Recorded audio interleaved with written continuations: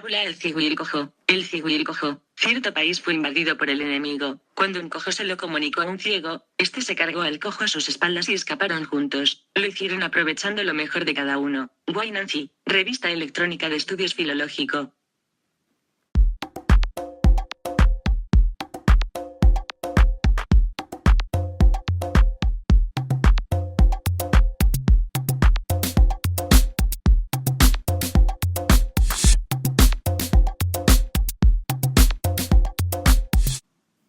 Primera parte. Comentario de Fábula El ciego y el cojo, sobre pensiones no contributivas. Sigo con el comentario de las pensiones no contributivas. Bien, hace unas semanas llamé a la Seguridad Social para pedir una cita médica y me dijeron que tenía que actualizar la tarjeta sanitaria. Debe ser que tengo la pensión no contributiva, y además estoy dada de alta y tengo que ir renovando la demanda de empleo con el objetivo de que algún día se me ofrezca una oferta de trabajo adecuada. Nivel formativo, capacidad de realización del trabajo ofertado, teniendo en cuenta las adaptaciones necesarias, tecnológicas y personales, en los documentos, en el caso por ejemplo de personas que ya en braille, otros según tipo y grado de discapacidad. Por otro lado, la ley de las pagas no contributivas, dice que no son compatibles con el trabajo. Entiendo entonces que ni siquiera se nos da una oportunidad de que nos llamen a hacer y acudir a una entrevista de trabajo simplemente, porque tenemos una paga no contributiva y no poder estar dada de alta como demandante de empleo e ir renovándola. En lugar de eso, si se nos ofrece un trabajo de sueldo o salario es igual o superior a la paga no contributiva, o como mínimo del salario mínimo interprofesional, y de ahí hacia arriba, dependiendo de la cuantía de la paga que tengamos, que se nos dé la oportunidad de aceptarla o rechazarla, así los discapacitados que no pueden trabajar por su grave incapacidad, tengan mejor paga, siempre que el contrato que se nos ofrezca sea indefinido o fijo, pero que dure hasta que nos jubilemos. Creo que una contrapartida justa, solidaria, lo dan llamar economía colaborativa, serviría también para que nos sintamos útiles para la sociedad, y podríamos cotizar a la seguridad social, en cuanto al sueldo que sea igual el de la persona con discapacidad, que lo que gana una persona sin discapacidad en el mismo puesto de trabajo, porque entre otras cosas si no se nos da la oportunidad de estar en el mundo laboral tampoco podemos contribuir al mantenimiento de la seguridad social, cotizaciones cara llorando a mares,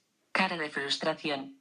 Y sin embargo sí que necesitamos atención médica, seguridad social, cuando la necesitemos. Además el trabajo forma parte de un desarrollo personal, autoestima y de una relación social con los compañeros del trabajo ofrecido, para no ser invisibles para la sociedad. Tan solo los servicios de empleo de cada comunidad, seguridad social y hacienda, puesto que son ellos los que tienen los ingresos de las personas, debido a que hacemos siempre la declaración de la renta, cruzar datos, entre las diferentes administraciones deben de poner una nota en las aplicaciones informáticas en cada persona con discapacidad y que tengan una paga no contributiva. Señores, el Estado somos todos, no unos sí y otros no, porque según la Carta de Derechos Humanos de Naciones Unidas en sus artículos, artículo 23, toda persona tiene derecho al trabajo, a la libre elección de su trabajo, a condiciones equitativas y satisfactorias de trabajo y a la protección contra el desempleo. Toda persona tiene derecho, sin discriminación alguna, a igual salario por trabajo igual. Toda persona que trabaja tiene derecho a una remuneración equitativa y satisfactoria, que le asegure, así como a su familia, una existencia conforme a la dignidad humana y que será completada, en caso necesario, por cualesquiera otros medios de protección social. A mí personalmente, después de ver los datos del paro de las personas con discapacidad, me gustaría saber qué se hace, cómo se conceden,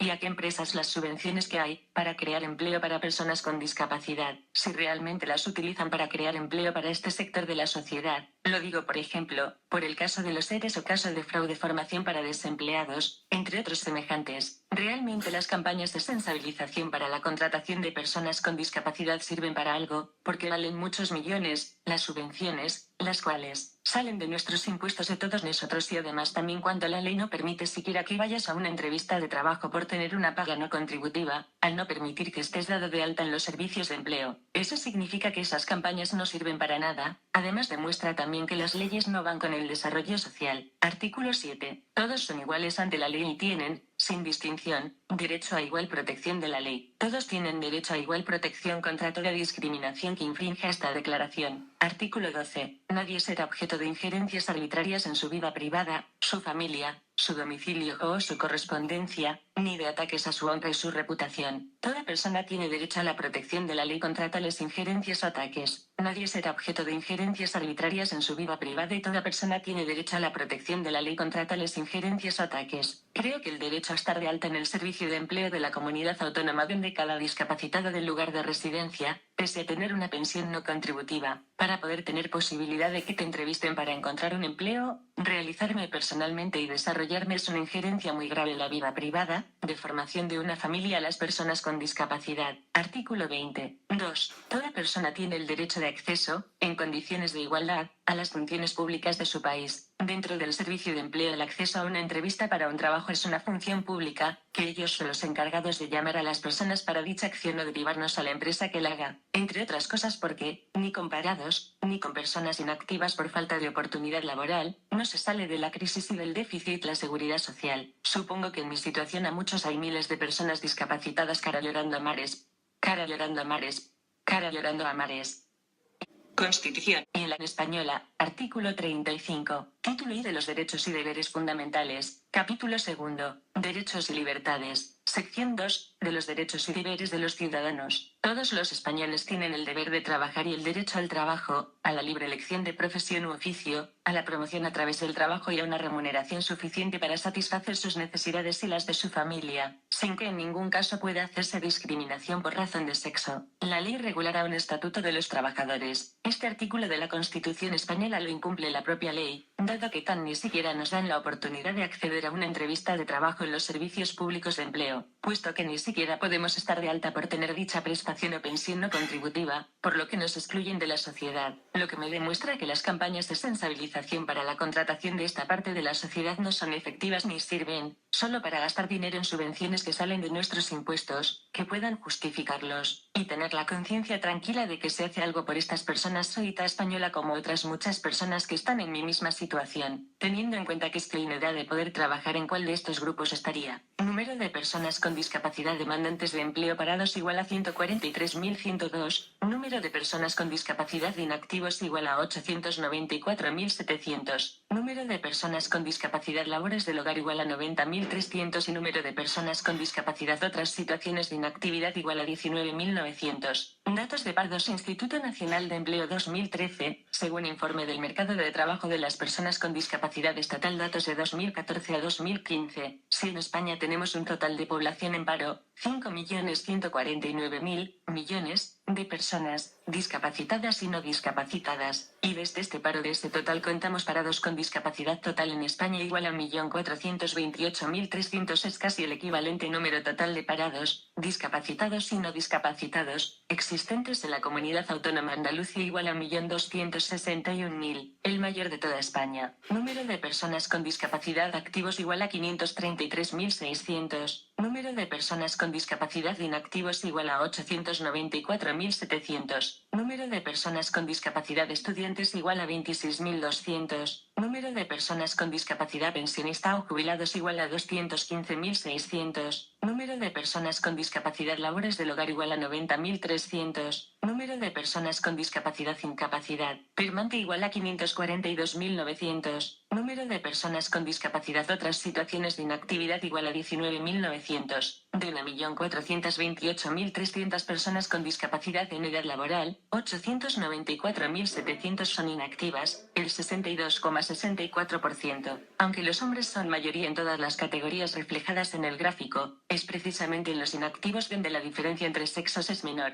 Si en los ocupados la diferencia entre ambos es de casi 16,80 puntos porcentuales, en las inactivas es de 4,55. Esta distribución presenta algunas diferencias si lo comparamos con lo que ocurre entre las personas en edad laboral que no tienen reconocida ninguna discapacidad. La población inactiva entre estas últimas representan el 22,83%, casi 40 puntos de diferencia con respecto a las personas con discapacidad. Además, existe una gran diferencia de los inactivos entre sexos, mientras que en los que no tienen discapacidades son mayoría las mujeres con casi un 63%, en los discapacitados, lo son los hombres con el 52,57%, en los activos, ocupados y parados son mayoría los hombres, aunque con porcentajes mayores entre las personas discapacitadas. En cuanto a la evolución con respecto al año anterior, los activos de las personas con discapacidad aumentan mientras que en en los no discapacitados han disminuido. El perfil más frecuente del discapacitado sería el de un varón en situación de inactividad, mientras que un varón activo y ocupado sería el más común entre los sin discapacidad. Los valores de las tasas de actividad, empleo y paro para los dos colectivos relativas al año 2013, desglosados por sexo. Se puede destacar, las personas con discapacidad presentan una tasa de actividad muy inferior, menos de la mitad de la que se registra entre los no discapacitados, al igual que ocurre con la tasa de empleo. La tasa de paro es 9 puntos mayor entre los discapacitados. La participación del sexo femenino en el mercado laboral es inferior al sexo masculino, pues estos presentan unas mayores tasas de actividad y empleo, con independencia de ser o no discapacitado. Las diferencias entre sexos en las tasas de actividad y empleo son muy superiores entre las personas sin discapacidad. Para leer más de Informe Observatorio de las Ocupaciones 2015, Informe del Mercado de Trabajo de las Personas con Discapacidad Estatal, Datos 2014, INEM 2013, hiperlink http://www.sepe.es/mercado-trabajo/2501-1.pdf http://www.sepe.es/mercado-trabajo/2501-1.pdf. Esto es lo que los sindicatos hacen para mejorar el desempleo y que haya más cotizaciones de trabajadores en la seguridad social, contribuyendo así al mantenimiento. Periódico Expansión, Economía Economist. Los sindicatos españoles frenan la creación de empleos. 12 de febrero de 2015, por Servimedia. Actualizado, 6 de septiembre de 2015, 13 y 8. La revista británica The Economist acusa en su último número a los sindicatos españoles de haberse centrado durante la crisis en la defensa del status quo del país y de haber perjudicado la creación de empleo. La publicación sostiene que en estos años las centrales sindicales españolas defendieron un status quo que favorecía a los ocupados y obstaculizaba la creación de empleo. Así, el semanario británico asegura que en España las personas que no forman parte de estas organizaciones las ven como parte del problema. Esta desconfianza hacia los sindicatos se acrecentó con la aprobación de la reforma laboral, que golpeó la figura de los representantes de los trabajadores, y con los escándalos de corrupción que rodearon a las principales centrales sindicales. Esta situación derivó en una caída de la afiliación sindical que alcanzó entre 2010 y 2013 un descenso de 5,9%, la tercera mayor caída de toda Europa solo por detrás de Grecia, menos 19%, y Reino Unido, menos 7%.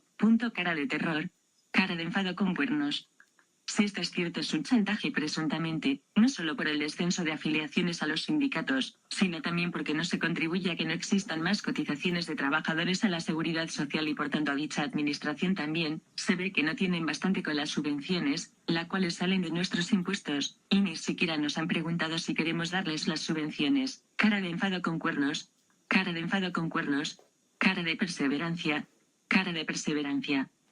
Presuntamente mangantes, ladrones, manipuladores, abusadores, ¿no hay nadie que los denuncie por ir contra los trabajadores? Ni siquiera el Tribunal de Derechos Humanos. Ahora que vienen las elecciones, todos los políticos hacen mítines y se hacen fotos, y con los discapacitados, son enormemente atentos simpáticos así nos prometen cosas que después no hacen, pero no conformes con esto encima hacen leyes que afectan a nuestro desarrollo como personas y a las relaciones sociales, que va contra la Carta de Derechos Humanos de Naciones Unidas, no solo descrito más arriba sino lo comentado ya en la segunda, cuarta y quinta parte de la fábula El ratón y la ratonera.